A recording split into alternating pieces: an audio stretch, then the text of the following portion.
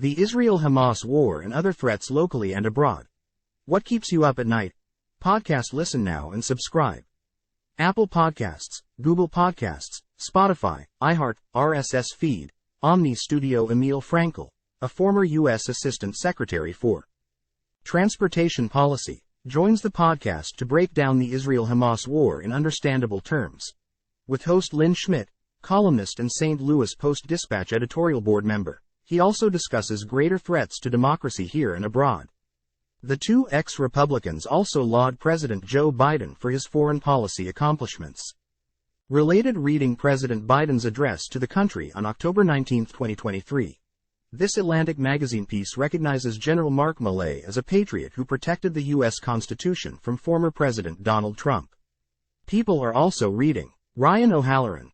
Latest loss shows maybe the Bills just aren't very good observations. Bills have big problems on both sides of the ball in loss to Patriots Report.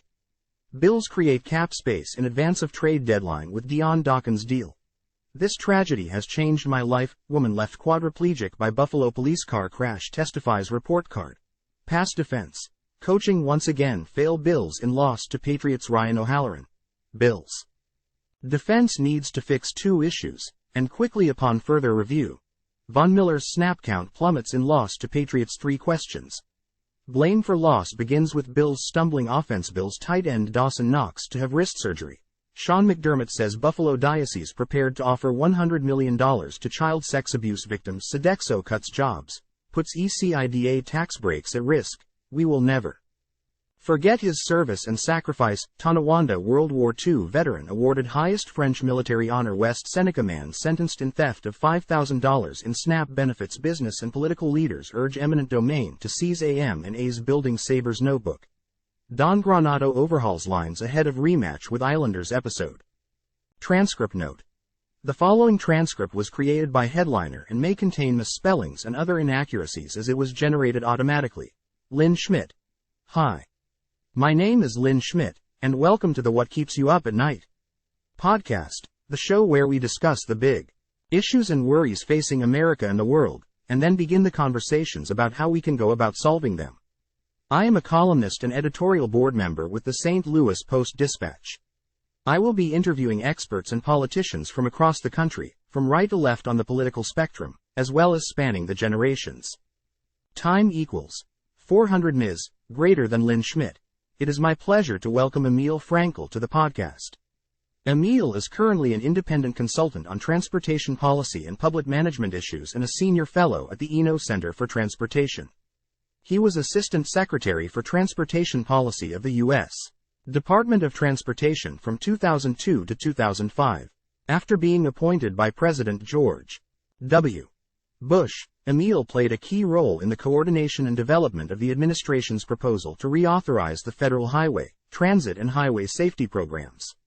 He received his bachelor's degree from Wesleyan University and his law degree from Harvard Law School, and was a Fulbright Scholar at the Manchester University in the United Kingdom from 1981 to 1984. And from 1985 to 1997, he was a trustee of Wesleyan University, where he is now a trustee emeritus. While Emil has vast governmental experience, I invited him here today to talk about the war in Israel with Hamas, as well as other threats to our democracy that we are facing today. So, welcome to the podcast. Emil Frankel. Emil Frankel, thank you. Lynn, great. And I appreciate your inviting me. Lynn Schmidt. So what's keeping you up at night these days? Emil Frankel. Emil, well, I would say, I'm still most concerned about the threats to American democracy. And I know you've been talking about that and interviewing a lot about that on your podcast, so I won't repeat that, but as a registered Republican for 55 years, I left the party a week after or 2 weeks after Donald Trump was elected president in 2016. So I'm now officially unaffiliated, although my spirit and heart still rests with the Republican Party as I knew it. I was one of the founding members of the Ripon Society in the early 1960s, early and mid-1960s, kind of a ginger group that sought to reform Republican policy. At that point, we obviously lost the battle for the soul of the Republican Party, although what the party has become is nothing like the Republican Party. It's not the Republican Party. I mean, the rhinos are led by Donald Trump. If there's ever a Republican in name only, it's Donald Trump.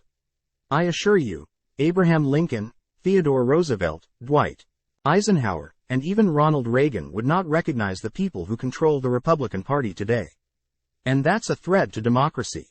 We can't have one of our two major parties rejecting, as it does obviously, not every person within the party and not every office holder, but the majority. And the leadership essentially rejects American liberal democracy and the basic tenets, the rule of law, and the kind of values and norms. And we can't survive as a democracy under those circumstances. It's not just institutions and constitution and laws, it's norms and traditions depend upon people. That continues. And obviously, the election of 2024, not only the presidential election, but the congressional election and state legislature, state legislative elections, are obviously of tremendous importance in holding us back. I mean, we've had a succession of elections like this, so I'm not prepared to say it's the most important in American history, but each of them keeps us from going over the brink, and I'm hopeful that that will be the case in 2024. So that keeps me awake, I would say, also in the moment. Emil Frankel. And I know, you'd like us to talk about the situation in the world. And obviously this also is another threat, I mean, internationally, to liberal democracy, the dominance of the principles and the nations, not only the United States, but the nations that lead the way in terms of democratic values and institutions and leaders. And, I'm not an expert, obviously, as you can tell from my resume. I'm hardly an expert on national security or foreign policy issues. I'm an interested observer, and always have been. And obviously, I'm like any American Jew, deeply affected and concerned about the circumstances in Israel today and what looks soon to be a major military action by the Israeli Defense Forces, the IDF, against the unbelievable atrocities of the terrorists organized in Hamas. And kind of what it means not only again in terms of the future of democratic values in that part of the world, but what it means to Judaism and to its impact, not only, obviously, on the population of Israel, but on Jews throughout the world, including, obviously, in the I guess I would just add a couple of things before we kind of chat about this that had never really been involved in community and philanthropic activities. I'd spent most of my life raised and lived in Connecticut, and never, although I was a member of a Reformed temple, I really did not engage in these issues.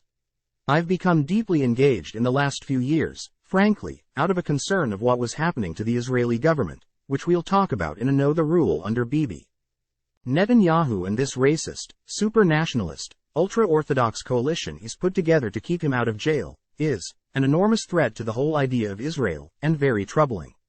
So that engaged me in a set of activities. I'm an active member of J Street. Some of your listeners will be familiar with J Street, and I've gotten active in my Reformed temple here in Washington, D.C. on kind of educating these issues. And then, lo and behold, on October 7th, this attack occurred.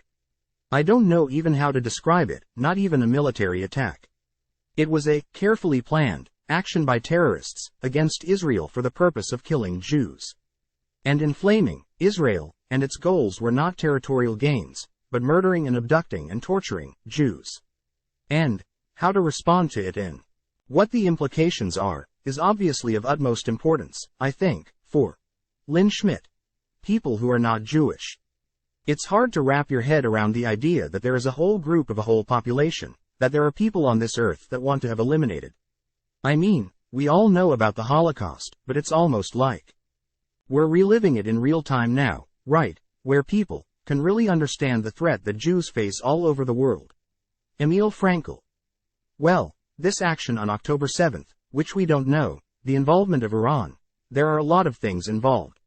I'm sure everybody knows that Iran finances sponsors, I'm sure was involved in the planning of this exercise. Maybe the timing, and we're certainly aware of is certainly the implication of my comments and my involvement. I'm committed to the two-state solution. I think the action in the Israeli governments, particularly for most of the last 16 years, led by Bibi Netanyahu, has been to prevent a two-state solution, to prevent a Palestinian state from emerging, to deprive the Palestinians in the West Bank of their human rights. And frankly, under this particular government, this right-wing government, which Netanyahu is just the face, I mean, he's a creature of this government more than its leader, because, as I said, he wants to avoid jail. And, if the government collapses, he may be convicted in his 3 corruption trials. That's what motivates him. And, this government, actually, I would say, and there's been more acknowledgement of this, is really sponsoring a program of settler extremism. Not only expansion of the settlements in the West Bank, but settler extremism and ethnic cleansing. They want to drive the Palestinians out of the West Bank, or at least the large portions of the West Bank. And that's unacceptable. That's unacceptable in terms of the values of a liberal democracy. And I might say it is absolutely antithetical to the values of Judaism, which is welcoming of strangers and recognizing basic rights, human rights, Palestinian as well as Jewish, Muslim as well as Jewish. But Hamas is dedicated, unlike the Palestinian Authority, which is weak and corrupt and all the rest. But the Palestinian Authority is committed to a 2-state solution, that is, an Israel and a Palestinian state, side by side. Hamas is not. Hamas charter is for the destruction of Israel and the murder and elimination of Jews as people. That's what Hamas is all about. And that's what this was all. You know, again, I'm not an expert, but I have no doubts that the atrocities, the beheading of babies and soldiers, the rape, gang rapes of women, the abductions, etc., were designed to have maximum shock value, if I can put it that way.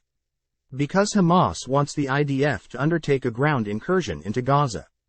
And I'm fearful about the effect and results of that, I might say. But, they think they can force the IDF into a stalemate, and a bloody stalemate with maximum casualties, in this case, to the soldiers in IDF. And so that's a real concern. But that's what they're about. They want to kill Jews and destroy Israel. Lynn Schmidt. There may be listeners that do not understand what the 2-state solution is. Can you maybe give a little bit of an overview about what that is? Emil Frankel. Well, it kind of goes back to the early 1990s. I might add tangentially, Lynn, that as a Republican, I'm committed to these causes because every Republican administration from Nixon through Bush 43 was committed to the 2-state solution, was committed to ending the occupation. Israeli occupation of the West Bank, was committed to ending the settlements. It's only, under Trump and the power of the religious right within the Republican Party that has forced a change, if I can put a total 180-degree change in the policies and commitments of Republicans. So I'm proud of being part of a Republican tradition that is committed to this. And it goes back to, actually, the Bush 41 administration. Secretary Baker was deeply involved in negotiations, and then there were direct negotiations between Israelis and Palestinians. In 1993, I guess it was led to the so-called Oslo Accord. Right? And the goal of the Oslo Accord was 2 states side by side, that the Israelis with adjustments in the border as a result of the '67 war, but essentially, 2 states, a Palestinian state and an Israel side by side, hopefully living in peace and friendship. But some continued rights for the Israelis to prevent militarization of the Palestinian state. And that was what was supposed to happen. And then, in one of the most successful actions, I regret to say, undertaken by any individual, a super-nationalist religious right Jew assassinated Yitzhak Rabin. And, a year or 2 later, Benjamin Netanyahu was against the 2 states, these 2 states, side by side, and withdrawal from many of the settlements far into the West Bank. And so forth. He was determined to prevent that from happening. And he's been successful. He's been Prime Minister for 16 of the last 19 or 20 years, and has been successful in preventing the goals of the Oslo Accords and of the Bush. And then the Clinton administrations, Bush 41 and Clinton administrations, from being achieved. Lynn Schmidt. So Emil and I were standing up for democracy, really. Emil Frankel. Yeah. Incidentally, you maybe have done this in earlier podcasts, but I also would urge everyone to read Jeffrey Goldberg's story article about General Millay. Lynn Schmidt. Yes, we'll try to link that as well. Emil Frankel. Yeah, I think the title of the article is The Patriot. And again, another person who, at key moments, stood up and protected a rule of law, constitution, and American liberal democracy. Lynn Schmidt. So, Emil, how are we going to get ourselves out of time equals 400 ms greater than Emil Frankel? You know, step by don't? In the short and medium term, I don't have much hope for the Republican Party, such as nominally, it still is, and I think we just have to keep fighting this, particularly at the moment.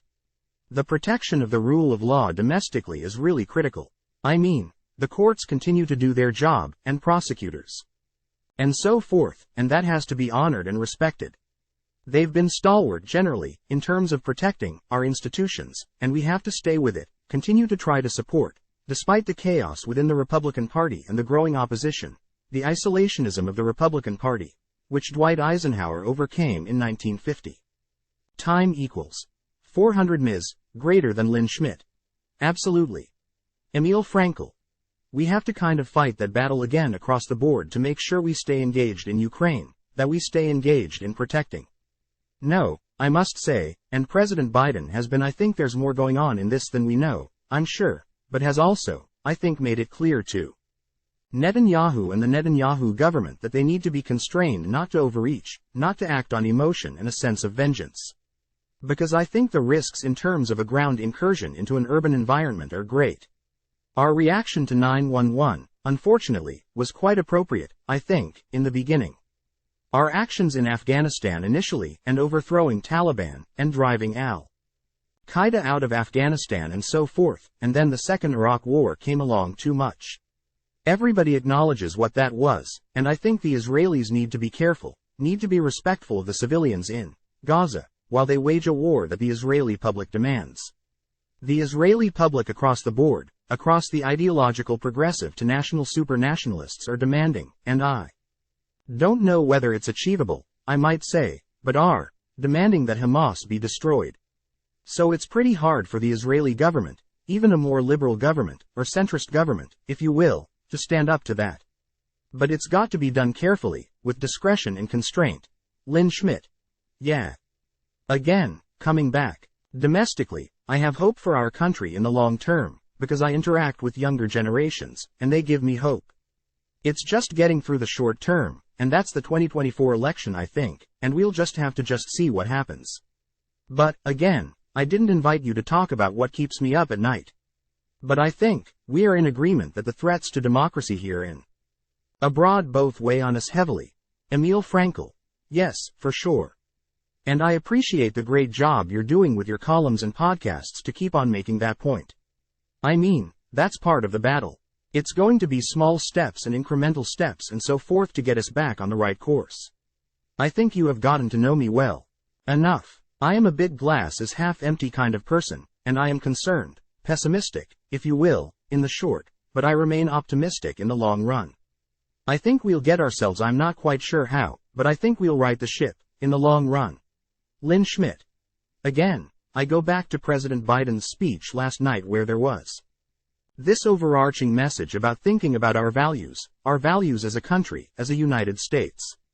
And if we can all just keep that going, I think we're going to be, I guess. Lynn Schmidt. Is there anything else you wanted to talk about, Emil, before we wrap it up? Emil Frankel. Thank you. Thank you for giving me the opportunity to talk about issues that are really very important to me, to all of Lynn Schmidt. Yes, I think, or they should be. Absolutely. Well, I want to thank Emil for joining me on the podcast today. I hope listeners enjoyed this conversation as much as I did. Make sure you subscribe to this podcast on your favorite podcast platform so you won't miss an episode of What Keeps You Up at Night. Thanks again, Emil Frankel. Thank you. Lynn.0 comments tags DCC What Keeps You Up at Night podcast. Catch the latest in opinion. Time equals 400 Ms. greater than get opinion pieces, letters and editorials sent directly to your inbox weekly. Sign up. I understand and agree that registration on or use of this site constitutes agreement to its user agreement and privacy policy.